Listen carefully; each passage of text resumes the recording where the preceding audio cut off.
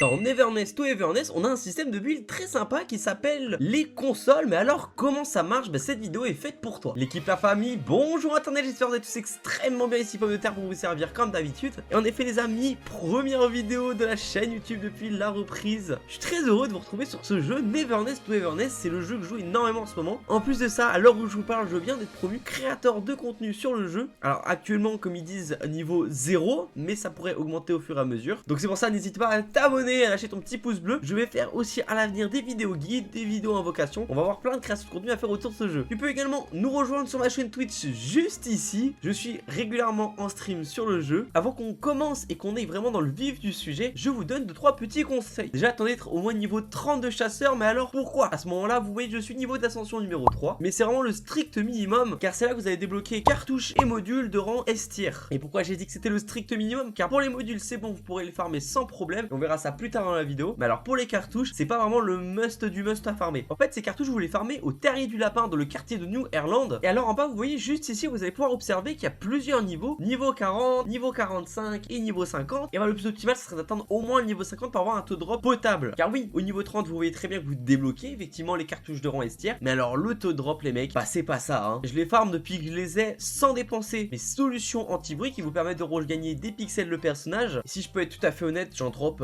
un par jour, quoi, grand max. Et encore, généralement, il faut avoir de la chance et dropper la bonne stat dessus. Donc ouais, attendez le niveau 40, 45, même 50 si vous avez la patience. Mais n'hésitez pas à farmer vos pixels de personnage gratuits pour éventuellement essayer de gagner du temps et de l'avance avec un peu de chance, vous dropper ce qu'il vous faut pour vos personnages. Mais alors, c'est bien beau, c'est quoi ces cartouches? Pour toute la vidéo, je vais prendre en condition Mahjonki, c'est mon perso préféré, c'est celui sur lequel je le suis le plus avancé. Alors cette fameuse cartouche, ça va être la base de notre build. Vous voyez qu'à l'heure actuelle, il en existe énormément dans le jeu, actuellement 12 et peut-être qu'à l'avenir on risque d'en avoir plus. Mais alors pourquoi il y a différentes cartouches? Parce que chaque cartouche va apporter un bonus différent. Pour Mahjonki, le meilleur set c'est le set Diabolo, car en premier bonus on va avoir du dégât KO qui est son élément, donc encore plus de DPS. Et après ça ignore un pourcentage en fonction des réactions aux ennemis au KO. Mais par exemple je vais sur ma Fadia qui elle son meilleur set c'est petite aventure gigantesque. Et là en l'occurrence on a 10% de PV et un cumul d'augmentation de PV en fonction de son ulti. Chaque cartouche va avoir une stat principale, en l'occurrence ce qui est parfait pour Mahjonki, de l'intensité de rupture. Mais il y en a plein d'autres, vous avez de la TQ, du bonus dégâts KO qui aurait pu se jouer également. Et après vous verrez en fonction de ce qu'il faut de mieux pour vos personnages. D'ailleurs c'est pour ça que j'en profite pour faire une petite parenthèse. Si vous souhaitez que je build des personnages dans votre prochaine vidéo, n'hésitez pas à me les dire en commentaire. Actuellement en liste d'attente j'ai Hathor, Jiunian et même Otori qui sortent très prochainement, ou même qui quand vous regarderez cette vidéo elle sera très sûrement sortie. Mais alors comment obtenir ces fameux bonus? Et bien c'est là qu'interviennent les modules. Les modules, c'est petites pièces rangées en 3 catégories, les types 2, les types 3, les types 4, forcément représentant le nombre de cubes. Et du coup pour obtenir ce fameux bonus, il me faut remplir la console à une condition, et bien mettre un exemplaire, vous voyez, de ces 4 pièces juste ici. Moi c'est ce que j'ai fait, regardez, j'ai la grande pièce comme ça, le module de type 4 ici,